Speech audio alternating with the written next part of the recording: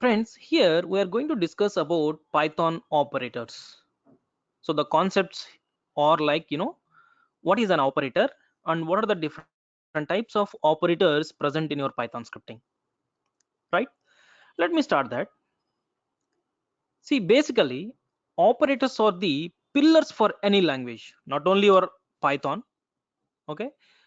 For any language, operators are the pillars. So without operators, you cannot write effective logic while writing your code, right? Fine. Then what is an operator? See, the operator can be defined as a symbol which is responsible for a particular operation between two operands. Let me take simply two variables called x equals to 2 and y equals to 3. Now I need to find out the addition of these two variables. Then I'm going to take some other variable result equals to x plus y. Now here simply plus is your operator and you are performing this addition on your two variables called x and y. Now in this expression, if plus is the operator, then x and y are called operands, right? Of course, equal is also one of the operand. What we are doing with the help of equal means whatever the result you are getting, that result we are assigning to this variable. So here addition is the action, here assignment is the action, right? So simply guys, operator is just simply your symbol like plus, minus, multiplication. We have some different symbols as well. Okay, we will see them. And there is an action with respect to your each and every symbol. So as of now we are using plus we know it is used to add two values. Now those two values may be variables, or sometimes directly you can substitute your values. Let's say 3 plus 2 also I can do it, or I can store x into some variable called x equals to 3 and I can perform x plus 2, or I can store even 2 also into some variable, then I can find x plus y, right? Now if you observe your operator, this is your operator. As of now you are, I mean in this expression you are directly performing your operation on two values, but here one is variable and one is value, but here both are values. That means while performing your operation with the help of your operator, right, operands may be values or maybe variables or combination of your values and variables, right? So by, for simple example, you can take plus is an operator to perform addition operation on your operands, right? Fine.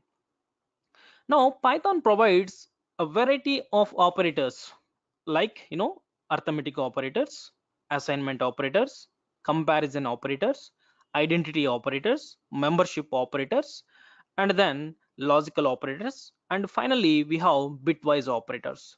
So these are the 7 operators in your Python scripting language. So before going to write your logics, first of all you should be very good with your operators, right? And one more thing guys, before going to start each and every operators, right, here I am going to give one idea. If you are able to remember that, as of now you can remember that. That is like, see, first two operators like arithmetic operators and assignment operators. For these two, you are going to provide input as a value, and whatever the operators are there in your arithmetic and assignment, they will do their action on your input, then it will provide output also as a value, right? Then coming to next three operators like comparison, identity, membership operators. So here we are going to provide input as a value, but these operators will perform some action on your inputs and they will provide output as either true or false. See guys, for your first two operators you are providing input as a value and you are getting output also value. But for next three operators, you are providing input as your values and output you are going to get either true or false, means you are getting boolean values. right?